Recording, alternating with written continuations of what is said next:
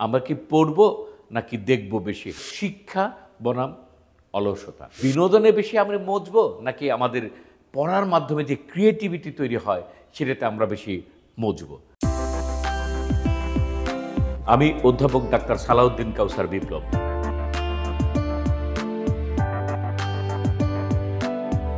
যে বিষয়টি নিয়ে কথা বলবো সেটি যারা নিজেরা করবে তারা এটা নিয়ে ভাববে নাকি অভিভাবকরা এটা নিয়ে ভাববে, এটা একটা ভাবার বিষয় বা একটু চিন্তা করার বিষয়। আমি মনে করি যে আমার এই কথাগুলো অভিভাবকদের বেশি খেয়াল রাখতে হবে, যদিও টার্গেট অভিভাবকরা না, অথবা উল্টা বলা যায় যে আমার এই কথাগুলো কাজে লাগবে যাদের, তারা এই আজকের কথাগুলো শোনার টার্গেট না, টার্গেট অভিভাবকরা, মানে একটু উল্টাপাল্টা ভাবে।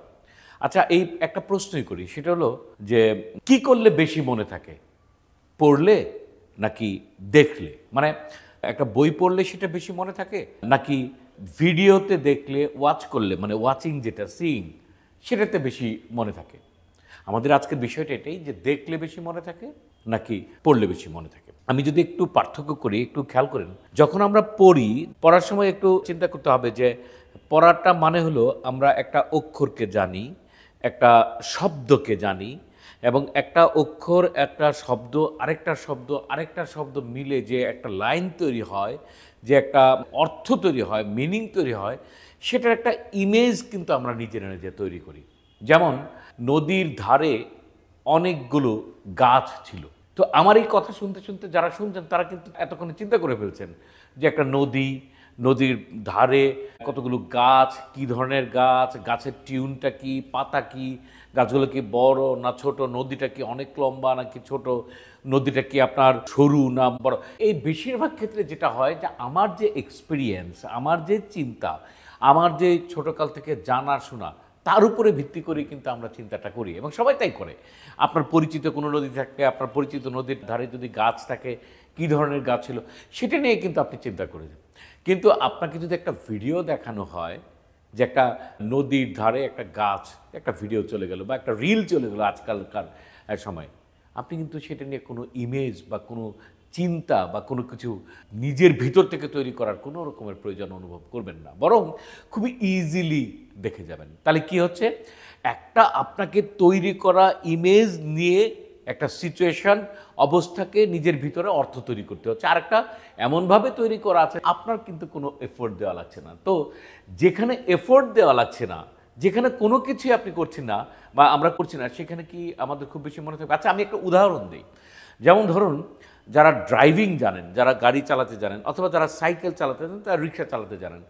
আপনি একজন রিক্সাওয়ালা, আপনি একজন ড্রাইভার, আপনি একজন সাইকেল চালক, আপনি গাড়ি চালক, যাই হন না কেন, আপনি চালাচ্ছেন। তাহলে কোন দিক দিয়ে যাচ্ছেন, কেমনে কেমনে যাচ্ছেন, কি আছে কি নাই, আপনার কি বেশি মনে থাকবে? নাকি যিনি খুব ইজিলি পিছনে বসে একটা দৃশ্য চলে যাচ্ছে, একটার পর একটা দৃশ্য চলে যাচ্ছে, সেটা সাইকেলে বসে হোক, রিক্সায় বসে হোক, গাড়িতে বসে হোক, কার বেশি মনে থাকবে?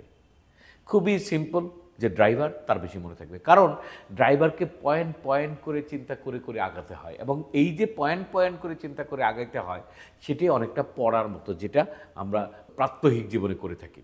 তাহলে পড়া যে ইমেজ আপনাকে দিচ্ছে, সেই ইমেজ মেমোরিতে যেভাবে বসছে, নিশ্চয়ই দেখা সেটা করছে না। আর যদি সেই দেখা হয় আরও ছোট ছোট ছোট ছোট ছোট ছোট বিনোদনের জন্য, তার তো কোনো কথাই নেই। আমার এই কথাগুলো শুধুমাত্র আমার নিজের কথা নয়, এগুলো গবেষণার কথা। গবেষণায় বলা হচ্ছে পড়াতে অনেক বেশি চিন্তা করার সুযোগ থাকছে, যেটা দেখাতে থাকছে না, মানে ওয়াচ করাতে থাকছে না, মুভি দেখাতে থাকছে না। বলছে পড়াতে ইমেজ যেমন খুব ক্রিটিক্যালি ভিতরের থেকে আসছে, সে একই সাথে আপনাকে একটা ক্যারেক্টার তৈরি করে, সাপোজ আপনি একটা গল্পের বই পড়ছেন, যত বেশি আপনি গল্পের বই পড়বেন তত বেশি আপনি ক্যারেক্টারের সাথে পরিচিত হবেন। বিভিন্ন ছোট বয়স, বিভিন্ন ভালো ডাকাত, ভালো মানুষ, ডাক্তার, বিভিন্ন রকমের ক্যারেক্টারের সাথে আপনি পরিচিত হবেন, এবং সেই ক্যারেক্টারগুলোকে কিন্তু আপনি ইমেজ করে তৈরি করছেন। সেই ছোটোকাল থেকে বড় পর্যন্ত সেটা আপনি ইমেজ করে করে করে করে ক্যারেক্টারের একটা চেহারা তৈরি করছেন, তার অ্যাক্টিভিটি তৈরি করছেন, তার ভয়েস তৈরি করছেন, তার ড্রেস তৈরি করছেন, সেটা কিন্তু ইমেজ দিয়ে তৈরি হয়, কিন্তু ভিডিওতে সেটা কিন্তু আপনার হচ্ছে না। সুতরাং এই যে তৈরি করার বিষয়টা, এটাই আপনাকে পরবর্তীতে যে কোনো ধরনের ক্রিয়েটিভিটিতেও আপনাকে হেল্প করবে। তাহলে আমরা কি পড়ব নাকি দেখব বেশি? হ্যাঁ, দেখাতে কোনো আপত্তি নেই, দেখা বিনোদন। তাহলে বিনোদনে বেশি আমরা মজবো নাকি আমাদের পড়ার মাধ্যমে যে ক্রিয়েটিভিটি তৈরি হয় সেটাতে আমরা বেশি মজবো।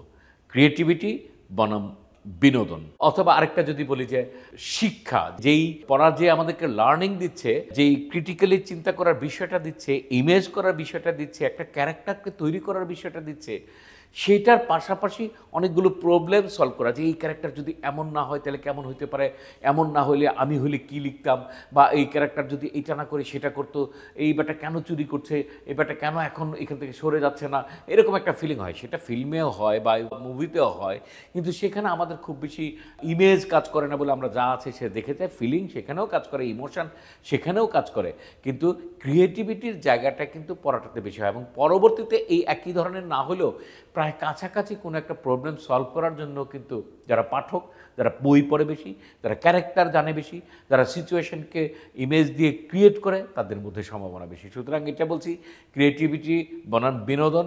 আবার আরেকটা বলা হচ্ছে শিক্ষা বনাম অলসতা। কেন অলসতা? অলসতা এই জন্য যে পড়তে একটু কষ্ট হয়, কিন্তু এক ধরনের অনেক কিছু তৈরি হয়, এক ধরনের ঘটনা তৈরি হয়, ইমেজ তৈরি হয়, ক্যারেক্টার তৈরি হয়, প্রবলেম সলভিং ক্যাপাসিটি তৈরি হয়।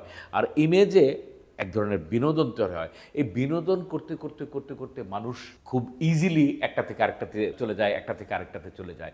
তো এই বিনোদন বিষয়টা তখন আলটিমেটলি খুব ইজি যখন হয়ে যায়, আজকালকার যেই জামানা বা আজকালকার যেই সময়, সেখানে রিল চলে আসছে, শর্ট চলে আসছে, ইউটিউব চলে আসছে, ইউটিউবে বিভিন্ন জিনিস চলে আসছে, সেটা কিন্তু আপনাকে প্রোক্রাস্টিনেটিং একটা ক্যারেক্টার, প্রোক্রাস্টিনেটিং মানে অলসতা, একটা দীর্ঘসূত্রিতা একটা ক্যারেক্টার তৈরি করে যাচ্ছে।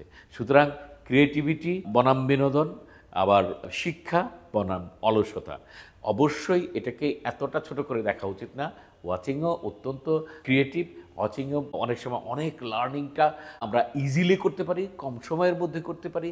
কিন্তু যখন এটা রিপিটেডলি হইতে থাকে, আমাদের যদি কন্ট্রোল না থাকে, আমাদের চিন্তা ভাবনা কাজে যদি কন্ট্রোল না থাকে, সবচেয়ে বড় কথা যদি আমাদের সময়ের সাথে কন্ট্রোল না থাকে, তাহলে ওয়াচিং সবসময় আমাদের জন্য ভালো নাও হতে পারে, বরং প্রোক্রাস্টিনেটিং, বা আপনারা প্রোক্রাস্টিনেটিং নেটে সার্চ দিয়ে দেখতে পারেন যে প্রোক্রাস্টিনেটিং মানে দীর্ঘসূত্রিতা এবং অলসতা তৈরি করার একটা জায়গা হতে পারে। সুতরাং যত বেশি বই পড়বেন, যত বেশি অভ্যাস তৈরি করতে পারবেন, সেটাই ভালো।